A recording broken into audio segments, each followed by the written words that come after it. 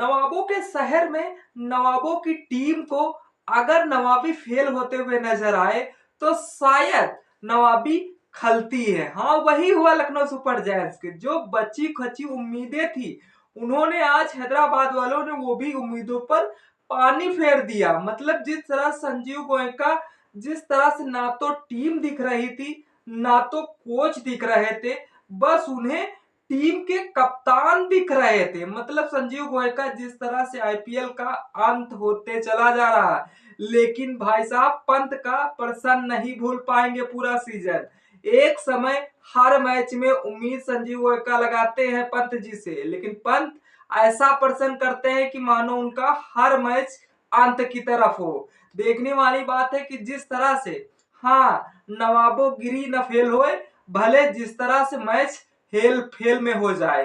तो सही सुना दिग्विजय राष्ट्रीय सेलिब्रेशन ऐसा रहता है कि मानो कि जिस तरह से फाइन पे फाइन बीसीसीआई लगाए, उन्हें घंटा नहीं पड़ेगा। तो नमस्कार दोस्तों, सटीक क्रिकेट न्यूज में आप सभी का स्वागत है।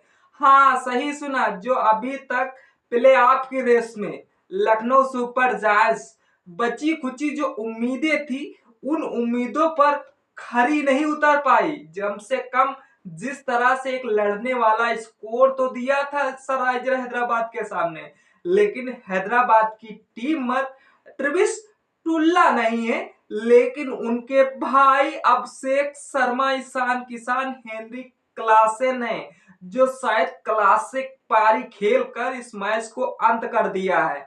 जिस तरह से सनराइजर हैदराबाद की टीम को अगर 160 170 का स्कोर दिया जाता तो शायद हो सकता था सनराइजर हैदराबाद की टीम फिसलते हुए नजर आएगी।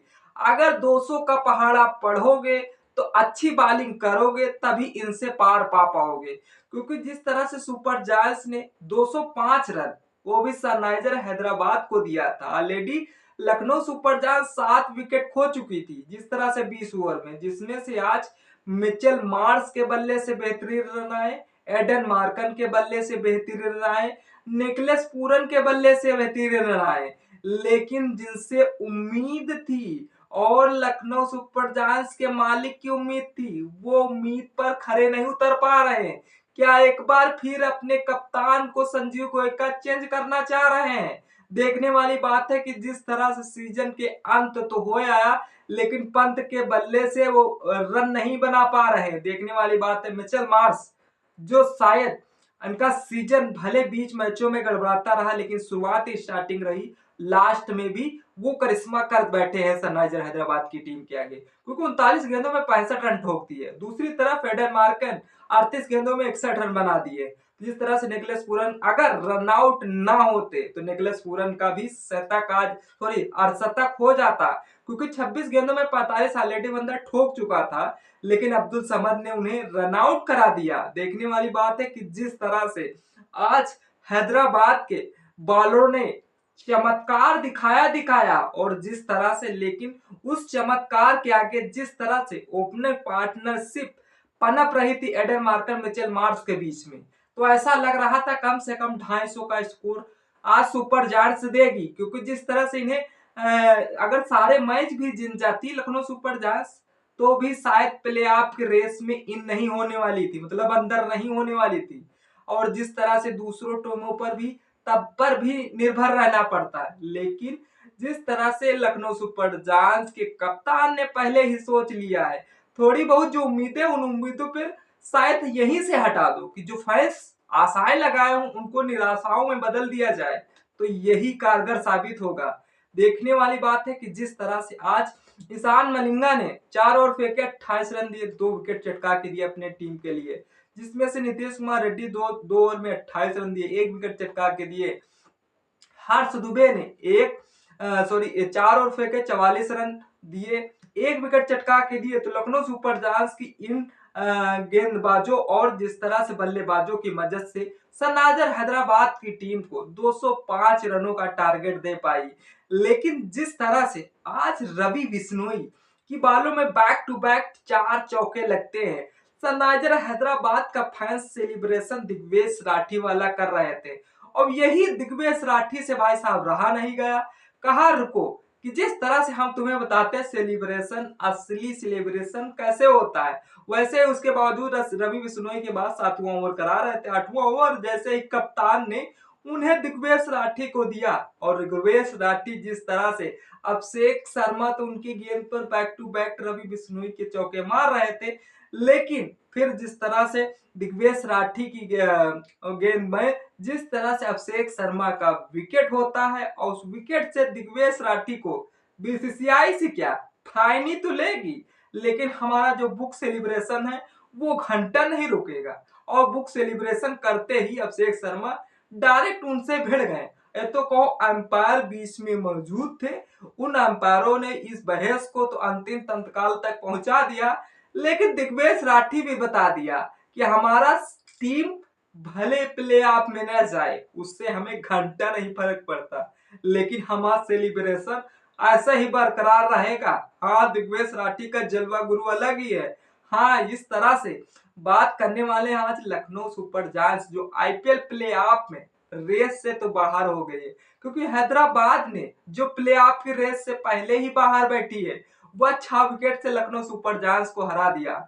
हाँ, इस आज का मुकाबला वैसे ही हुआ कि जिस तरह से कोलकाता के नाइट राइडर्स जब चेन्नई सुपर किंग्स से मुकाबला हार जाती है, तभी केकेआर की उम्मीदें प्ले ऑफ की बाहर हो चुकी थी। आज वैसा ही सेम पोजीशन पे था ये मैच, क्योंकि लखनऊ सुपर जायंट्स को अगर प्ले ऑफ के रेस में पकड़ बनानी थी तो शायद इस मैच को जीतना था, जीतना नहीं था बल्कि अच्छे मार्जिन से जीतना था। ये भाई साहब कुछ ना हो पाएगा, क्योंकि इतने गोयनका जी ने पंत जी को पैसे ही दे दिए हैं, उस पैसे को संभाला कैसे जाए ये पंत गणित लगाते रहते हैं। क्योंकि जिस तरह से अभी तक इन्होंने 10 डिब्यू लिए, 10 में से भाई साहब 3 ही सक्सेसफुली हुए हैं, तो पंत जी को थोड़ा जहीर खान से सलाह भी लेनी पड़ेगी, क्योंकि डीआरएस कब लेना है, कैसे लेना है, ये सब एक्टिंग दिखाना पड़ेगा, बताना पड़ेगा जाहिर खान से। अगर पंत जी ऐसे तो बेस्ट खिलाड़ी हैं, लेकिन आज बेस्ट खिलाड़ी बनकर शायद वो तरीके, वो तजुर्बे नहीं दिख पाए, क्योंकि फैंस पर उम्मीदें टिकी थी पंत पर।